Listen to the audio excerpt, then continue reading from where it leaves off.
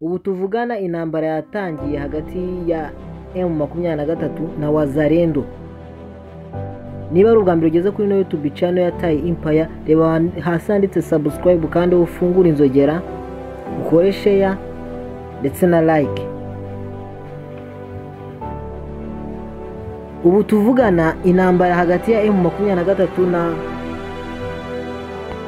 Wazalendo yatangiye, aho bavuga ko M23 yatangiye kurwana na Wazalendo hariya mu gace ka Bukavu.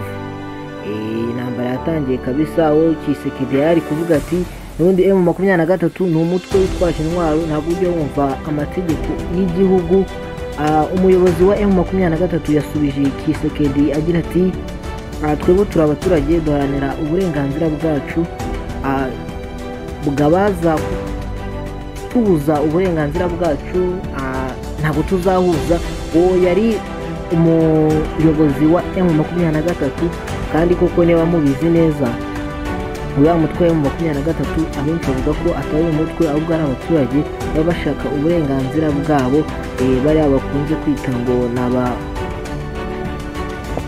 ni abanyamurenge, kandi ni abanyamurenge baharanira uburenganzira bwabo.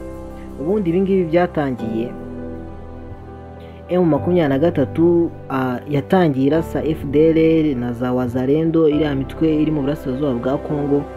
Nibwo intambara yatangiye, kandi koko niba mubizi bano baturage bo mu burasirazuba bwa Kongo b'abanyamurenge, bo ngo barahezwaga nyine, ntabwo bigeraga babona ibyagenewe umuturage nyine nko mu gihugu.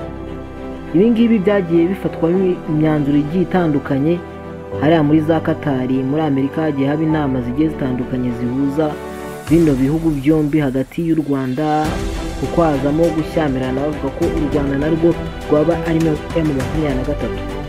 Ibingibi byagiye bikorwaho inama nyinshi zigiye zitandukanye, hari n'inama yahujwe n'abakuru b'ibihugu bavuga ku ntambara yo kubera mu burasirazuba bwa Kongo.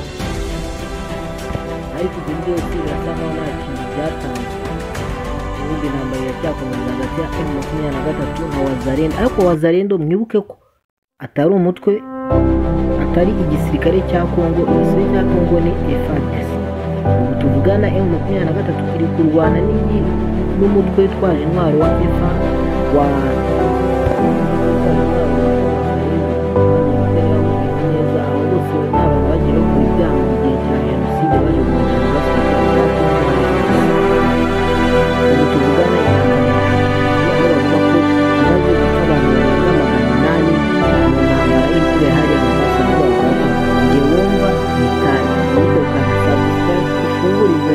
ukore share ndetse na like.